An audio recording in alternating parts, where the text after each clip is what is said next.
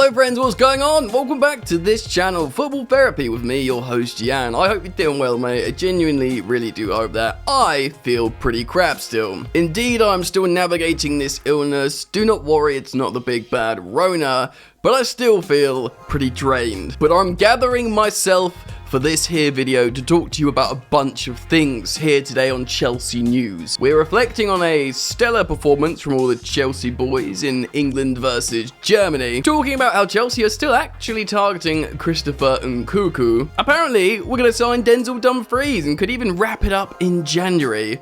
Talk about that as well. Settle in, get comfortable. I extend my thanks to all you friends for dropping a like on the video, because it's a way of supporting the ting, and I appreciate that, man. So thank you for liking this video. You're welcome to subscribe, and should you choose to do so, hit that sweet, sweet bell, baby. Yeah, it's not a good one. Alright then, let's get into it. Graham Potter was the real winner last night in England versus Germany, which of course ended in a 3-3 draw, but stellar performances from the Chelsea boys. Raheem Sterling, though he did not score or assist and eventually came off, did look pretty deadly in the final third for England. Of course, Reece James registered himself an assist, and as soon as Phil Foden came off and Bukayo Saka came on, he looked much more comfortable combining, and generally they looked like they had better chemistry down that flank. Just looks like it worked a lot better. So Reece James also played well as well. But it was about the attacking midfielder boys, Mason Mount and of course Kai Havertz. Mason Mount coming off the bench, getting stuck in immediately, running all over the gaff, tackling and pressing, and of course scored a lovely goal to bring it 2-2 for England. Really, really good stuff indeed. And of course, on the Germanic side of things, you have Kai Havertz, who scored a brace. One of them was just him being an opportunist after, of course, Pope spilled the ball, but you gotta be there, you gotta be a sniffer in the box. And one of them was a lovely long-range goal.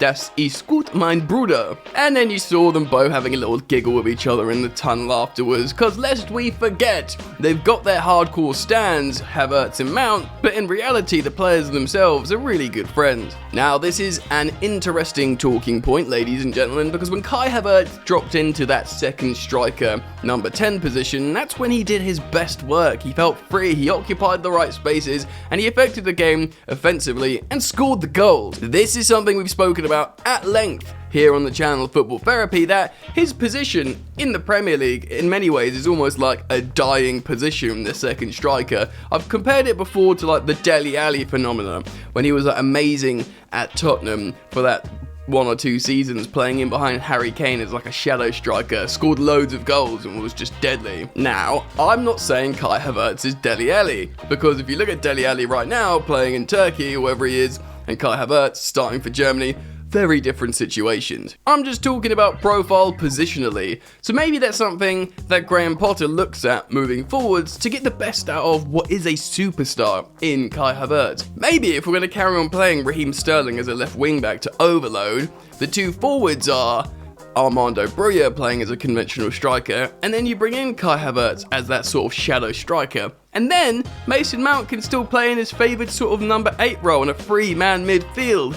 Pour one out for Ben Chilwell's Chelsea career, because that feels kind of harsh, but I'm sure he'll still get plenty of opportunity. It's an interesting talking point, and I wanted to reflect on that game. As an England fan, of course, we could have won it 3-0 if it wasn't for Harry Maguire and Nick Pope, but who cares about the Nations League? I don't anymore. I'm dead inside. Anyway, let's move on to the next part of this video and just talk about Christopher Nkunku. Of course, this is a really interesting and exciting story, something that Fabrizio Romano, journalist and transfer guru, has been talking about. Apparently, Chelsea Football Club still maintain a potent interest in the French attacking midfielder, sort of now converted into a striker. And of course, Chelsea have opened a dialogue a lot with RB Leipzig of late. Of course, they registered an interest with Trevor Chalobah. Chelsea have been speaking to them, and we've only so recently sold back to them their previously star striker Timo Werner, which you can imagine they'll be quite happy with because they made, a good amount of money on him, and he's just sort of went away to Chelsea and won the Champions League, came back, and ultimately they'll still be a few quid up. So maybe dialogue has remained open. Of course, Chelsea also went in pretty hard for Joško Gvardiol, the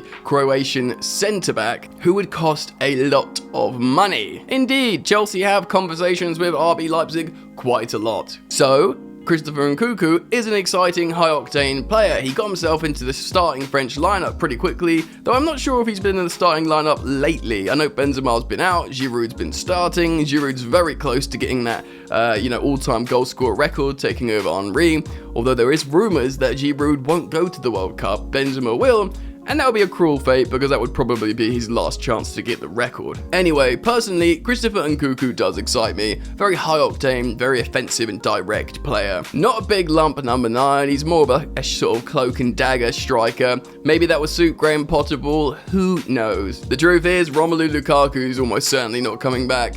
Pierre-Emerick Aubameyang, we're probably not going to go past 2 years, so we need to make a long-term plan.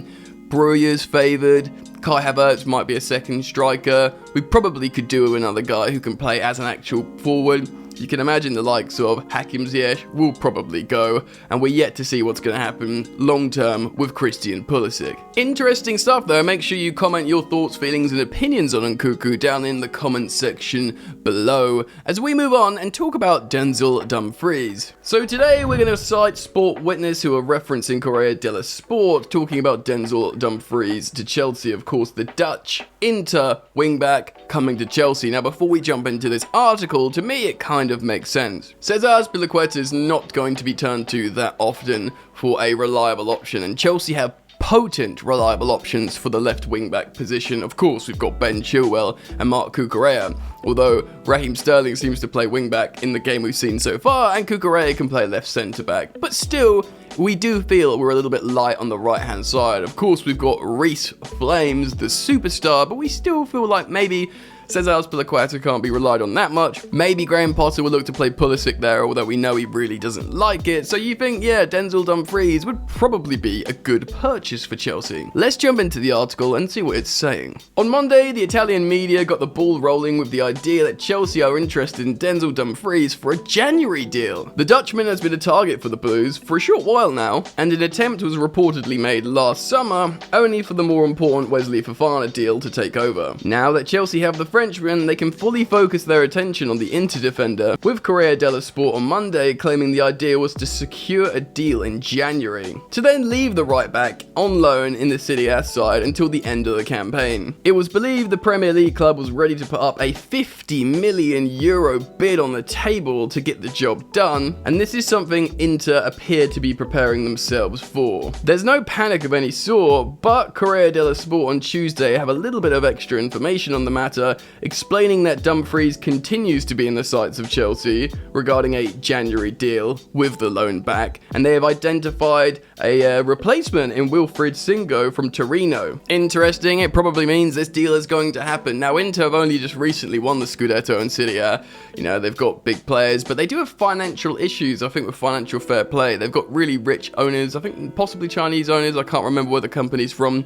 And, you know, they had to sell Lukaku, they had to sell Hakimi, they told Conte that they weren't going to spend big again, so he walked out. And indeed, if a €50 million offer for a player comes in, they'll be inclined to take it. That's just where they're at the moment. Now, I'll go on to say Denzel Dumfries is probably quite a good purchase. Like, if you want a right wing back that's not gonna, like, you know, that's gonna challenge James at times, that's gonna help him, that's gonna be a different profile, upon reflection, it makes a lot of sense. And with Graham Potter, it looks like we're going to maintain this formation, but play slightly different to Tuchel, but still play with wingbacks. So with that, and on that, surely it makes sense to buy a right wingback, and, you know, of a good high profile, of a good high quality, like Denzel Dumfries. Let me know what you guys think on this situation and scenario. Make sure you comment your thoughts down below on Denzel Dumfries. Do you think this is money well spent and makes sense? I mean, on the surface of it, I kind of do, but I'd be really interested to hear what you guys think. Look, I want to speak a little bit about Jude Bellingham, so let's end the video on this subject. Alright, so Jude absolutely shined in the game last night against Germany. I believe he won man of the match. I think I saw him holding the award somewhere. He absolutely deserves it. The dude is still only 19. He's incredible, and we've been speaking about him recently. Now, unsurprisingly, all of the big clubs in Europe want to sign Jude.